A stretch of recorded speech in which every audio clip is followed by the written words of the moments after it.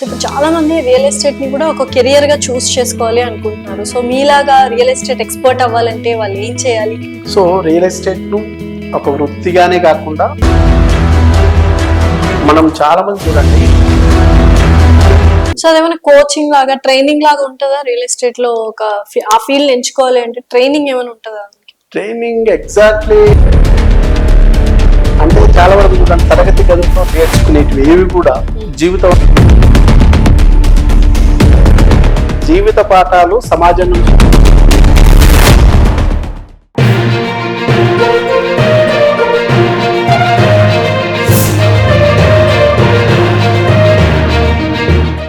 Hi, hello, నమస్తే, welcome to our channel. ప్రస్తుతం స్టూడియోలో మనతో పాటు ఉన్నారు యనమల రాజు గారు, రియల్ ఎస్టేట్ ఎక్స్పర్ట్. నమస్కారం అండి. నమస్కారం. ఎలా ఉన్నారు? సూపర్ అండి. సో ఇప్పుడు చాలా మంది రియల్ ఎస్టేట్ ని కూడా ఒక కెరియర్ గా చూస్ చేసుకోవాలి అనుకుంటున్నారు. సో మీలాగా రియల్ ఎస్టేట్ ఎక్స్పర్ట్ అవ్వాలంటే వాళ్ళు ఏం చేయాలి, ఏంటి?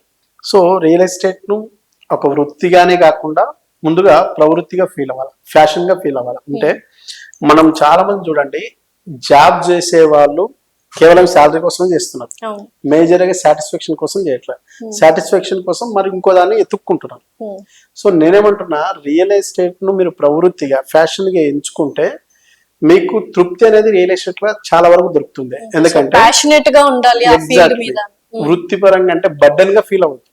సో మీరు ఏ వృత్తి చేసినా సాధ్యమైనంత వరకు శాలరీ బేస్డ్ లో చేస్తున్నారు. దాంట్లో సంతోషాన్ని వెతుక్కోవట్లా. సంతోషం కోసం పబ్బును, రిసార్ట్ను, లేదనుకుంటే అవుట్ వెకేషన్స్ ను వీటిని ఎత్తుకుంటున్నారు, లేదా మంచి ఫ్రెండ్స్ తో కలిసి ఉండడానికి ఇష్టపడుతున్నారు. అంటే అక్కడ లేని సంతోషాన్ని ఇక్కడ ఎత్తుకుంటున్నారు. మీరు ఫ్యాషనేట్ గా ప్లాన్ చేసుకోగలిగితే రియల్ ఎస్టేట్ లో మీరు ఏ ఒక్కరికి ఒక ప్లాట్ ఇప్పించినా ఆ ఫ్యామిలీ ధనవంతులు అయ్యే ఛాన్స్ ఉంది. ఆ ఫ్యామిలీలో తన తండ్రి కూతురు కోసం ప్లాన్ చేసుకుంటే ఆ ప్లాట్ వల్ల ఆ కూతురికి మ్యారేజ్ జరుగుతుంది. ఆ ప్లాట్ వల్ల ఆ కొడుకు చదువు ఉపయోగపడుతుంది. ఆ ప్లాట్ వల్ల ఆ తండ్రికి ఒక ఇల్లు, సొంతింటి కళ సక్సెస్ అవుతుంది. అంటే ఈ రకమైన సాటిస్ఫాక్షన్ మీ మధ్యలో మెదిలితే ఖచ్చితంగా మీరు రియల్ ఎస్టేట్ లో హ్యాపీనెస్ ఎత్తుకుంటారు.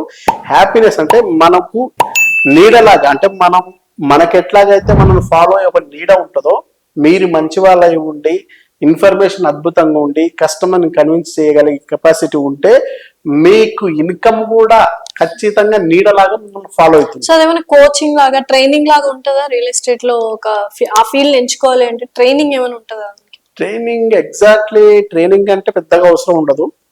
కాకపోతే దాంట్లో జర్నీ చేస్తుంటే ఫీల్డ్ ఎక్స్పీరియన్స్ మీకు అత్యంత అద్భుతంగా వస్తుంది. అంటే చాలా వరకు చూడండి, తరగతి గదుల్లో నేర్చుకునేటివి ఏవి కూడా జీవితంలో ఉపయోగపడవు. తరగతి గదిలో మీరు డిగ్రీల కోసం మాత్రమే తరగతి గదుల్లో నేర్చుకున్న పాఠాలు ఉపయోగపడతాయి. జీవిత పాఠాలు సమాజం నుంచి మాత్రమే వస్తాయి. అట్లాగే ఈవెన్ రియల్ ఎస్టేట్ లో కూడా మీరు డీల్ చేసే టైంలోనే మీకు అద్భుతమైన నాలెడ్జ్ వస్తుంది.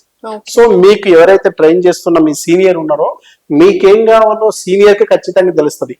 మదర్ కి ఎట్లాగైతే కూతురు, కొడుకు ఫీడింగ్ అడగకపోయినా బిడ్డ ఆకలిని గుర్తించి తల్లి ఏ రకంగా అయితే మీకు కంపల్సరీ ఫీడ్ ఇస్తుందో, నీ సీనియర్ కూడా నీకు ఏం కావాలో కంపల్సరీ ఆ సీనియర్ కి తెలుసు. డెఫినెట్ గా నీకు ఏ టైంలో మొత్తం సబ్జెక్ట్ నేర్పియాలి, ఏ టైంలో ఫీల్డ్ విజిట్ చేయాలి, ఏ టైంలో నీకు లీడర్షిప్ క్వాలిటీస్ ఇవ్వాలి, ఏ టైంలో నీకు కమిషన్ ఇప్పాలి, ఏ టైంలో నేను విదేశీ పర్యటనలకు తీసుకెళ్ళాలి, ఏ టైంలో నీకు ఒక కార్ ఇప్పియాలి, ఏ టైంలో నీకు ఒక ఇల్లు ఇప్పియాలి, ఇవన్నీ కూడా సీనియర్ కి నీకు తెలిసి ఉంటుంది. కాబట్టి అతను డెఫినెట్ గా నీ సక్సెస్ చేస్తాడు. నువ్వు నమ్మాల్సింది, గుడ్డిగా నమ్మాల్సింది నీ సీనియర్. సో ఆ సీనియర్ ఎట్లా ఉంటుందంటే, నీకు పొలిటికల్ లీడర్ అని అనుకోండి, ఆ రంగంలో నువ్వు ఎదిగితే ఆ సీనియర్ కి నష్టం. ఖచ్చితంగా నువ్వు ఏదో ఒక రోజు ఏకైమేకై ఆయనకే థ్రెట్ గా మారే అవకాశం దాంట్లో ఉంటది.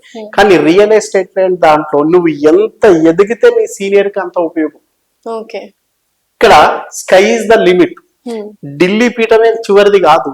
గల్లీ నుంచి మొదలుకుంటే ఢిల్లీ, ఆ తర్వాత మిగతా రాష్ట్రాలు, దేశాలు, ఎక్కడికైనా ఎంత స్కోప్ కైనా ఎదగడానికి ఉన్నది రియల్ ఎస్టేట్. కాబట్టి నీ ఎదుగుదలను ఎప్పుడు నీ సీనియర్ ఆపడు. కాబట్టి నువ్వు కంపల్సరీగా ప్లాన్ చేసుకోవచ్చు. రియల్ ఎస్టేట్ అనేది ప్యాషనేట్ గా తీసుకొని ప్రొఫెషన్ గా మార్చుకోవచ్చు. సో ఫుల్ ప్లెడ్జ్డ్ గా టైం పీరియడ్ అని ఉంటుందా, లేకపోతే ఏంటి? అంటే పెద్దగా ఒక 100 days రియల్ ఎస్టేట్ లో నువ్వు పర్ఫెక్ట్ గా నువ్వు ఇన్వాల్వ్ అయి నేర్చుకోవాలనుకుంటే ఓన్లీ 100 days. ఈ 100 days లో నువ్వు నేర్చుకున్నది నీ 100 years కు ఉపయోగపడే రేంజ్ లో ఉంటుంది. ఓకే. సో నీకు ఎప్పటికి కూడా నాకు వచ్చు అనే కాన్సెప్ట్కి వెళ్ళకూడదు, నేర్చుకోవాలా నిత్య నూతనంగా. ఎప్పటికీ రియల్ ఎస్టేట్ లో మార్పులు జరుగుతూ ఉంటాయి. రియల్ ఎస్టేట్ ఆల్రెడీ పొలిటికల్ సంబంధించిన ఇది విధి విధానాల మీద డిపెండ్ అయి ఉంటది. ఏ గవర్నమెంట్ ఏ ఏరియా వైపు డెవలప్ చేస్తుంది, ఏ గవర్నమెంట్ ఏ సెక్టర్ ను ప్రాథమికంగా తీసుకుంటుంది, ఏ గవర్నమెంట్ ఏ సెక్టర్ ని సెకండరీగా తీసుకుంటుంది. సో మనం ఎంచుకున్న ఏరియా గాని మనం ఎంచుకున్న రంగంలో గాని వస్తున్న మార్పులు ఏంటి, ఇవన్నీ కూడా నువ్వు తెలుసుకోవాలి. రియల్ ఎస్టేట్ అంటే ప్లాట్ అమ్మడం కొనడమే మాత్రమే కాదు. గతంలో ఏదైతే బ్రోకర్ రియల్ ఎస్టేట్ ఉందో ఎన్ని అబద్ధాలని చెప్పి ఒక ప్లాట్ అమ్మిస్తే సరిపోద్ది అనుకునేది. కానీ ఇప్పుడున్న రియల్ ఎస్టేట్ లో ఇది ప్యూర్లీగా కార్పొరేటీకరణ చెందిన సిస్టమ్. ఈ కార్పొరేటీకరణ చెందిన ఈ సిస్టమ్ లో డాక్టర్స్ ఎంటర్ అయ్యారు, లాయర్స్ ఎంటర్ అయ్యారు, జర్నలిస్టులు ఎంటర్ అయ్యారు, హై ప్రొఫెషనల్ గా ఉన్న ఏదైతే మనకు అడ్వకేట్ తో పాటు లెక్చరర్స్, అసిస్టెంట్ ప్రొఫెసర్ చాలా మంది కూడా దీన్ని ఈ రోజు సెకండ్ ఇన్కమ్ గా తీసుకుంటున్నారు, సెకండ్ ప్రొఫెషన్ గా ప్లాన్ చేసుకుంటున్నారు. ఎందుకంటే ఫస్ట్ ప్రొఫెషన్ కంటే కూడా ఈ సెకండ్ ప్రొఫెషన్ లో చాలా వరకు తొందరగానే ఎకనామికల్ గ్రోత్ సాధించడానికి స్కోప్ ఉన్న సెక్టర్. కాబట్టి వీళ్ళతో నువ్వు పోటీ పడాలంటే, వీళ్ళ పోటీని తట్టుకొని ఈ మార్కెట్ లో నువ్వు రారాజుగా వెలుగొందాలంటే డెఫినెట్ గా సబ్జెక్ట్ మీద గ్రిప్ ఉండాలి. సో ఇప్పుడు ఒక ప్లాట్ ఒక అన్నప్పుడు సో ఫస్ట్ ఏం చెప్తారు, అసలు మీ వే ఆఫ్ అప్రోచ్ ఎలా ఉంటుంది? జనరల్ గా మనకి ఎప్పుడైనా మనం అమ్మకందారులం కాదు, కొనుగోలుదారులం కాదు, మనం ప్యూర్లీగా అడ్వైజ్ ఇస్తున్న కన్సల్టేషన్ పీపుల్. ఓకే. సో మనం డాక్టర్ దగ్గరికి వెళ్తే అడ్వైస్ తీసుకుంటే వాళ్ళు కొంటారు కదా. ఎగ్జాక్ట్లీ. అట్టటప్పుడు అంటే కొనిపించాలి అనే ఆలోచన నీకుంటే నెత్తిన బడ్డను ఉంటది. నీవు వాళ్ళని గైడ్ చేయాలి, ఇన్ఫర్మేషన్ మాత్రమే ఇవ్వాలి. నాకు తెలిసిన మంచిని నీకు పంచాలనే కాన్సెప్ట్ ఉంటే నీకు బడ్డను ఉండదు. ఫేస్ లో కాన్ఫిడెన్స్ లెవెల్ పోదు, ఫేస్ లో క్లారిటీ ఉంటది, కన్ఫ్యూజనెస్ ఉండదు. అదే ఎట్లాగైనా ఈ రోజు ఒక ప్రాపర్టీ ఇప్పియాలా, కొంత గెయిన్ చేయాలనే ఒత్తిడికి నీకు గురి అయితే కస్టమర్ ఏం అడుగుతున్నాడో నీ మధ్యలో మెదలదు. నువ్వేం చెప్పాలనుకుంటున్న దాని మీదనే నీకు ఫోకస్ ఉంటది. కాబట్టి ఎప్పుడైనా నువ్వు పర్ఫెక్ట్ అంటుడు నిండుకుండా తొనకదు, ఒట్టికుండానే ఎక్కువగా సపోర్ట్ చేస్తుంది, స్ట్రెస్ఫుల్ గా ఉండదు. ఎగ్జాక్ట్లీ. సో నీకు కూడా సబ్జెక్ట్ పర్ఫెక్ట్ ఉందంటే కస్టమర్ ఏ డౌట్ అడిగినా ఫేస్ లో చిరునవ్వు ఆగిపోదు, ఫేస్ లో చికాకు రాదు, కన్ఫ్యూజ్ రాదు. సో నీకు అద్భుతమైన క్లారిటీ ఉంటది. కాబట్టి నీ ఫేస్ లో తెలియకుండా ఒక చిరునవ్వు వస్తుంది. ఈ చిరునవ్వే సింబల్ ఆఫ్ సక్సెస్. సో ఆ కస్టమర్ కూడా నువ్వు చిరునవ్వు చెందుతూ స్పీడ్ గా కాకుండా ప్రశాంతంగా నువ్వు ప్లాన్ చేసి వాళ్ళు అడిగిన ఆన్సర్ కు, వాళ్ళు అడిగిన క్వశ్చన్ కు నువ్వు అద్భుతమైన ఆన్సర్ చేయగలిగితే వాళ్ళలో ఎక్కడో అంతర్లీనంగా ఉన్న చిన్నపాటి డౌట్ కూడా నువ్వు ఇచ్చే కాన్ఫిడెన్స్ లో కొట్టుకుపోతుంది. సో వాళ్ళకి 100% కన్ఫ్యూజ్ లేకుండా క్లారిటీ వస్తుంది. అప్పుడు మాత్రం సక్సెస్ కావడానికి స్కోప్. అంత కన్ఫ్యూజన్ లేకుండా క్లారిటీగా ఉండాలంటే ఫస్ట్ మనం ఏదైతే ప్లాట్ అమ్ముతామో అది ఎటువంటి లిటికేషన్స్ లోనూ ఉండకూడదు, లీగల్లీ చాలా అప్రూవల్స్ ఉండాలి. సో ఆ అప్రూవల్స్ ఏంటి లీగల్ గా, అండ్ చాలా మంచి ప్లాట్ ఏదైతే తీసుకోవాలన్నప్పుడు ఎటువంటి అడ్వైస్ ఇస్తారు? సో ప్రధానంగా మనం ఎప్పుడైనా మనం నమ్మి ఈ రోజు కస్టమర్ మన దగ్గరకు వస్తుందంటే ఓన్లీ ప్లాట్ తీసుకోవడమే కాదు, ఆ కస్టమర్ మనం నమ్మి వస్తున్నాడంటే ఆయన జీవితానికి కావాల్సిన చివరి టార్గెట్. ఎక్కువ పాపులు మీరు బాగా చూస్తే 83% పీపుల్ జీవిత కాలంలో ఒక్కసారి మాత్రమే ప్లాట్ తీసుకోగలుగుతారు. ఓన్లీ 20 లోపు మాత్రమే ప్లాట్ ను కొంటారు, అమ్ముతారు. దీన్ని ఒక ఇన్వెస్ట్మెంట్ గా, రీఇన్వెస్ట్మెంట్ గా చేస్తారు. మిగతా వాళ్ళంతా కూడా వాళ్ళ ఆశలను తీసుకొని మన దోషుల్లోకి వస్తున్నారు. సో దాంట్లో కూతురు మ్యారేజ్ డిపెండ్ అయి ఉంటది, కొడుకు చదువు డిపెండ్ అయి ఉంటది, తన సొంత ఇంటికి నిజం చేసుకోవాలన్న లక్ష్యం డిపెండ్ అయి ఉంటది, తర్వాత ఈ ప్రాపర్టీని అమ్మేసి ఇంకో దగ్గర ఇన్వెస్ట్ చేయాలి. ఇట్లా రకరకాల ఆశలు మన దోషుల్లోకి వస్తున్నారు. అట్టటప్పుడు మనకు ఉండాల్సింది, ఎస్పెషల్ గా ఏదైతే ఏజెంట్ అనుకుంటున్నావు లేదా ఏ అసోసియేట్ అనుకుంటున్న పర్సన్ ఫస్ట్ వాళ్ళకి ఏం కావాలో కనుక్కోవాలి. మన దగ్గరే ఉన్నది ఇప్పించడం చేసేది ఎవరైనా చేస్తారు. మన దగ్గర ఉన్నది ఇప్పించడం కాదు, వాళ్ళకేం కావాలో ఇప్పించాలి. వాళ్ళకేం కావాలో ఇప్పించాలంటే నీ దగ్గర పర్ఫెక్ట్ ఇన్ఫర్మేషన్ ఉండాలి, నీ దగ్గర అందుకు తగ్గట్టు ఇన్వెంటరీ ఉండాలి. వాళ్ళేంటి, ఓ పర్సన్ వచ్చారు, మా బాబు 2 years లో యూఎస్ పోతున్నాడు, ఇప్పుడు నా దగ్గర 30 lakhs ఉన్నాయి, ఈ 30 lakhs నేను ఎక్కడ ఇన్వెస్ట్ చేయాలి అంటే 2 years కది మెచ్యూరిటీ అయ్యి లాభదాయకంగా వాళ్ళకు ఉండాలనేది వాళ్ళ టార్గెట్. కానీ మీ దగ్గర ఉన్న ఇన్వెంటరీ ఏంటి, ఓ 5 years కు మెచ్యూరిటీ అయ్యే ఇన్వెస్ట్ కి సంబంధించిన ప్లాట్ మాత్రమే నీ దగ్గర ఉంది. కరెక్ట్. అప్పుడు నువ్వేం చేస్తున్నావు, ఆయనకు కావాల్సింది 2 years అయితే నీ దగ్గర ఉన్నది 5 years మెచ్యూరిటీ పీరియడ్.